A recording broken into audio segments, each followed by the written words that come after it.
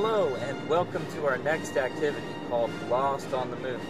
For this, you have to imagine a few things. Okay, first, you have to imagine that this car that I'm in right now is a spaceship. Okay, so this is a spaceship, alright?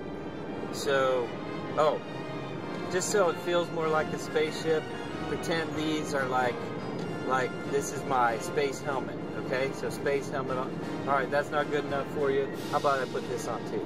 Alright, so this is a space helmet. Okay, everyone got that?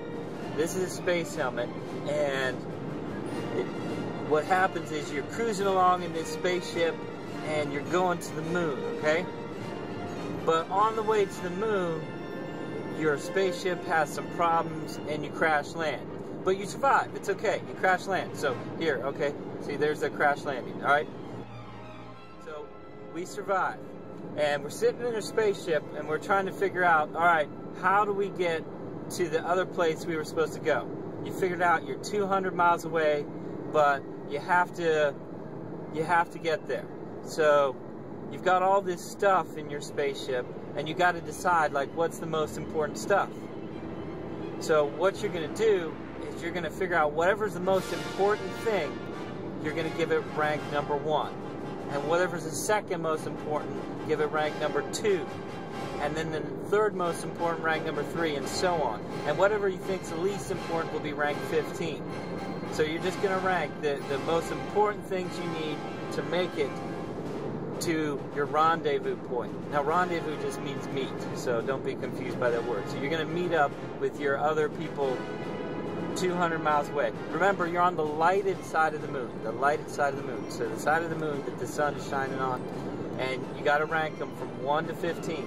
So nothing should have the same rank. You can't have 2 number 1s. You can only have 1 number 1. And then the second most important and third most important. Okay? Everyone got that? So what you're going to do is rank them individually.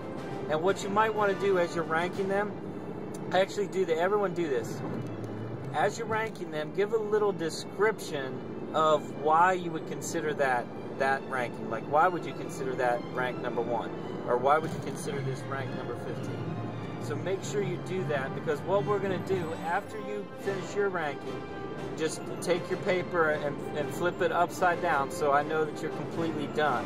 But what we're going to do is we're going to get into small groups, and then you're going to compare your rankings with other people's and have a discussion and kind of come to a consensus. Now consensus just means an agreement. You're going to agree that you think it should be that ranking. Alright? So you may have to compromise a little, but as a group, you're going to do the same thing. You're going to give it a ranking from 1 to 15. Remember, don't give anything the same number ranking. Everything, there's only 1 1, only 1 2, only 1 3 ranking you, okay? And then, after you come to a consensus as a group, as soon as everyone's done, tomorrow, we're going to get to see how the NASA astronauts ranked it. So, they're not necessarily the correct answers, but I don't know that you're going to get any more correct than a NASA astronaut. So, you guys have a good time being good astronauts and great critical thinkers. Enjoy.